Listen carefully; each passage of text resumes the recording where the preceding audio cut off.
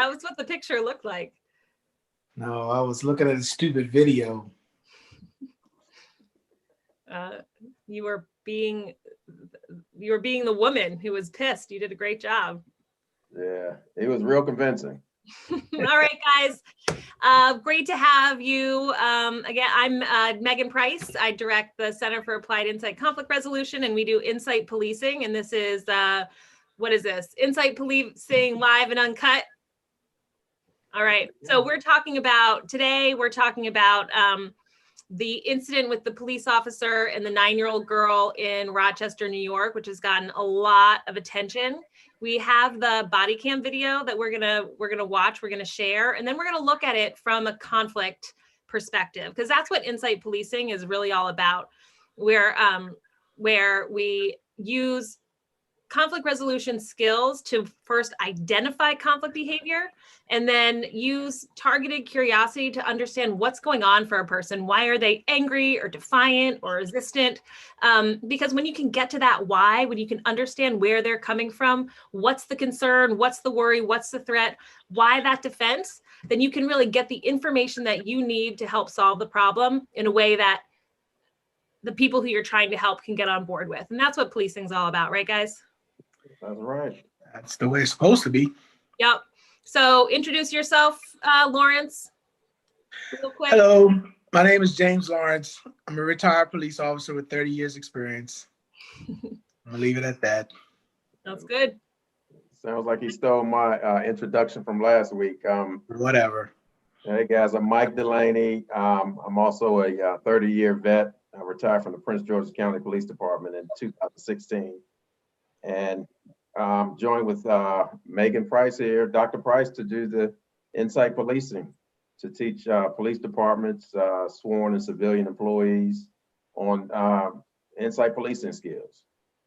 Yeah, and actually we just wrapped up an excellent class today with people from all across the country and North America. We had some Canadian officers in the class. It was really, really great. So why don't we go ahead and take a look at this video. It's from the Washington Post, and it's about 1 minute and 30 seconds. So I'm going to try to share my screen. Yeah, this video still is painful to watch and to listen to, and if we can get it going. Hold on, somehow I lost, there it is. Okay. Give me a sec. Here we go.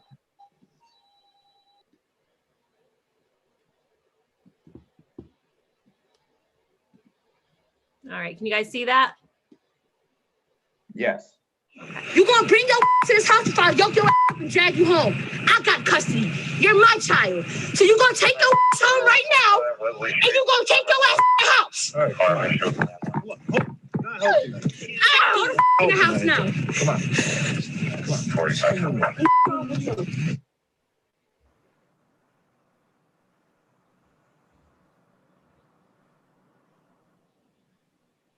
Sit back.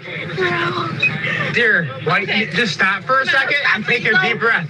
Hey, just stop. I will get your dad. No, you said that you were gonna pepper spray me. No, please, no, stop. Sit back. Oh, I got a bad arm. Just prayer.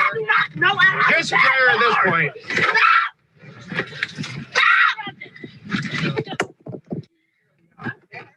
Here. I got her. I got her.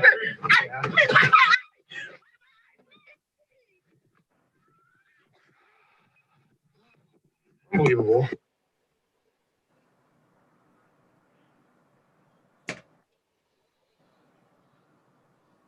Wow. All right.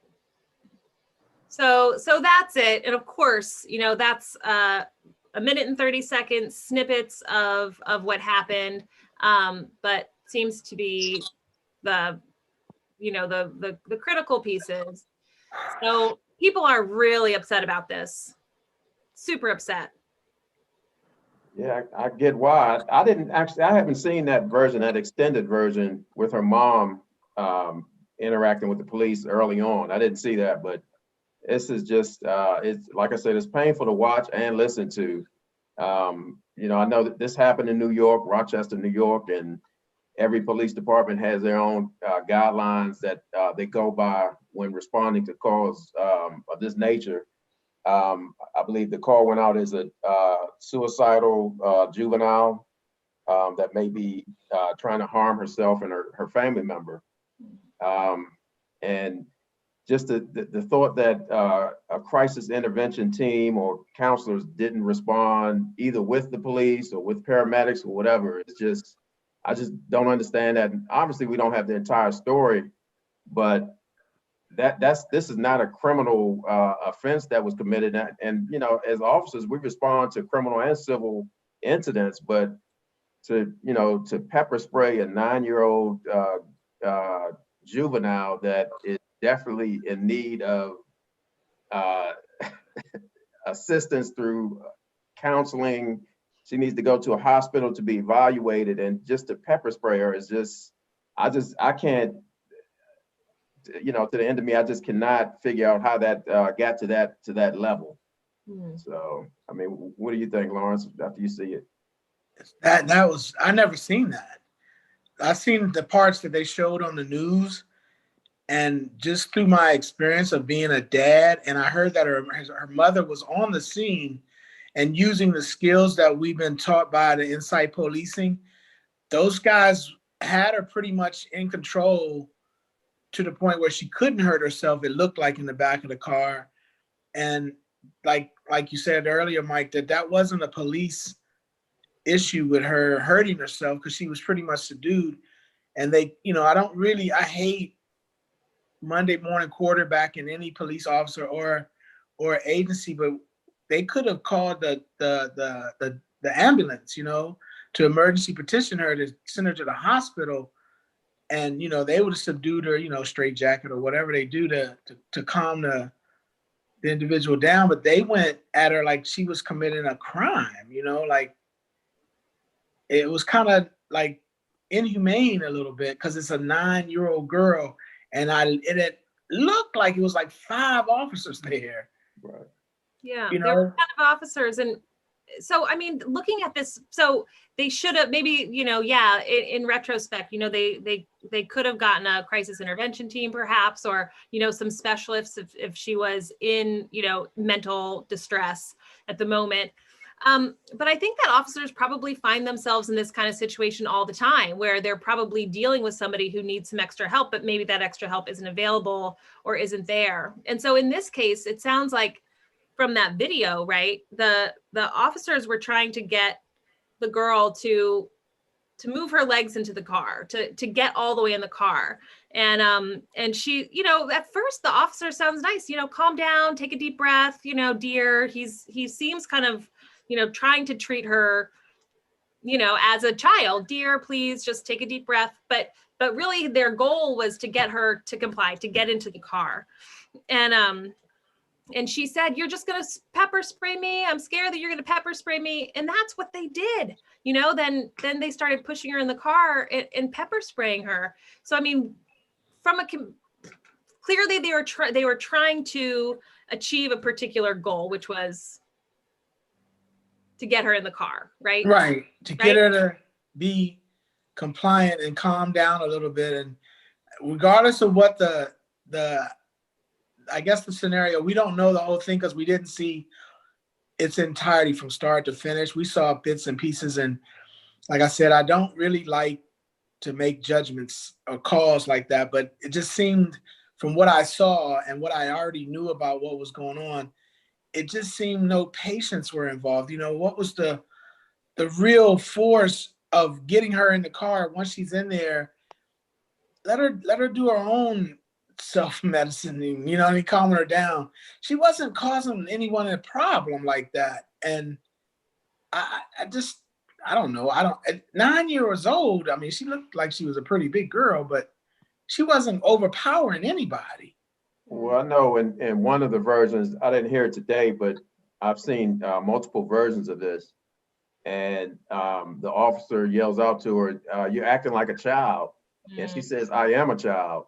And that just resonated with me. It's like, I mean, it was almost, you know, like a TV skit. You know, I'm just like not believing what I'm seeing there. And this, again, like you say, Lawrence, it's easy to sit back and judge and second guess and Monday morning quarterback. But the bottom line is we are doing this almost on a daily basis with another incident, another incident, another incident.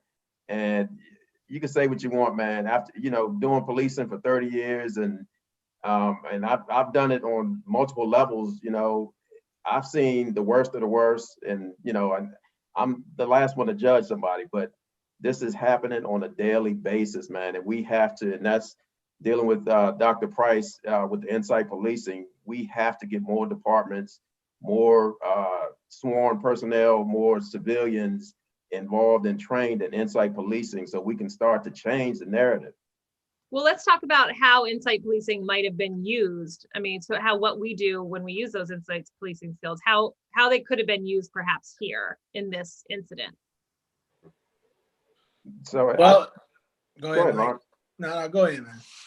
I mean, the main thing is trying to calm her down. I mean, the officer, it seemed that the officers were meeting her aggression at the level that she was on.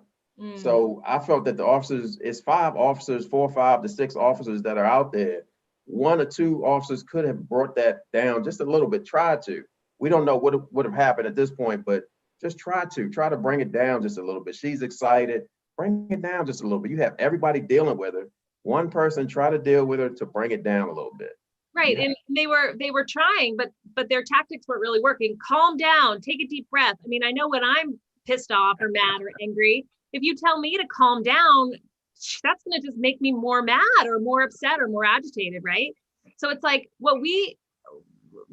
from a conflict, you know, what I study is conflict resolution. And so what we talk about is that in order to calm somebody down, you got to understand where they're coming from and let them know that you've heard them. What was she scared of? I mean, she said she's scared of the pepper spray, but there's more there, you know? What are you worried is going to happen if we get you in the car?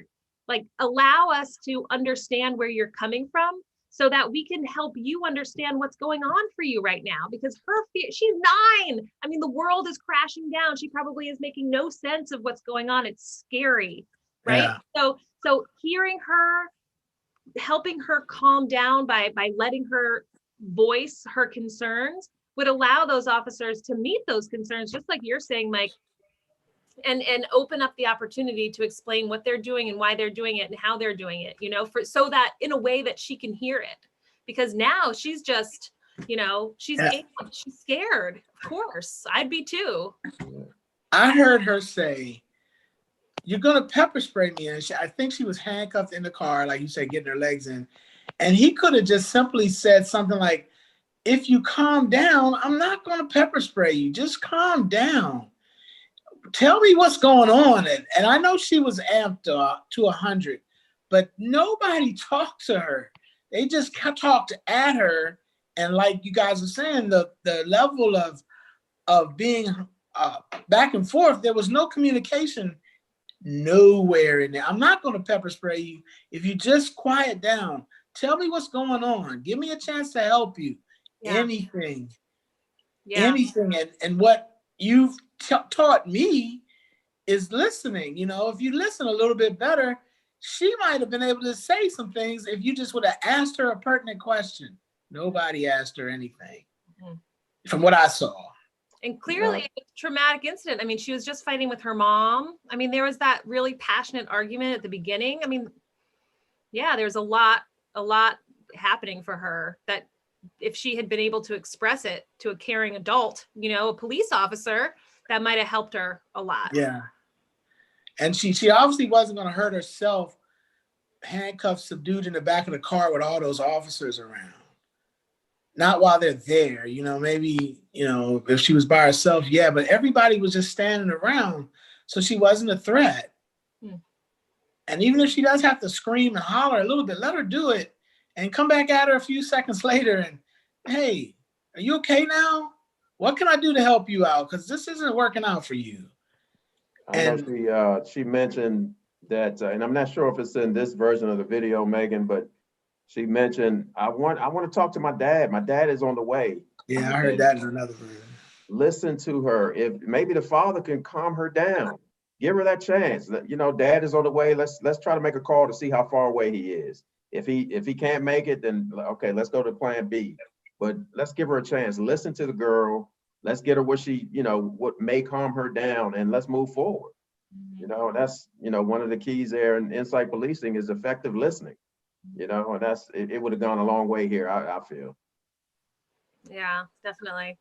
And what's so sad is that this experience for her, you know, she's going to live with this forever, you know, and so are the officers who are now I think are under a lot of scrutiny. And I don't know if the man lost his job who pepper sprayed her, but probably under some kind of internal investigation. Anyway, it's just, it's complicated for everybody, but really what's hard is that she's going to carry this police experience with her for the rest of her life. And that's sad.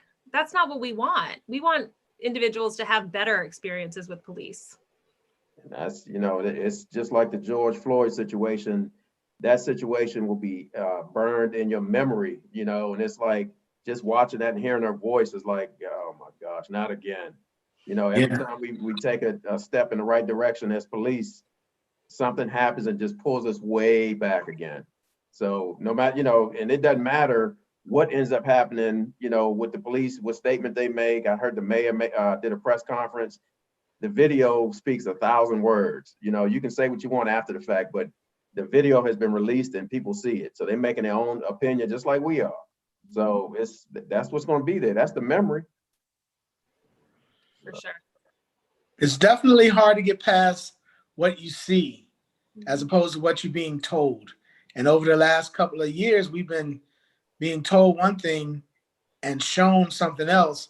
And like you said, we're making our opinion or valued statements on what we thought was going on, and we never really get to the whole story, you know? I would think that with the skills that we're being taught by you, Doc, we could just see them if they didn't work and say, okay, at least he tried this, or this is what he went to. But they didn't ask any curious questions. They didn't try any verifying or they didn't try any of that stuff. And at least you could have said, well, at least he did this, or at least he did that. They just were like letting them go. And it's like nobody got, I don't know. I just keep hearing 9 years old. I have a 9-year-old. My God. Yeah. They are children. I mean, they're kids. They don't understand. So anyway, well, this has been good. Let's look at some more videos in the coming weeks and keep these conversations going. All right, keeping it real, live and uncut. Live and uncut. Go to our website, insightpolicing.com, and yeah, there we go. See y'all. All right. Take care. You guys take care.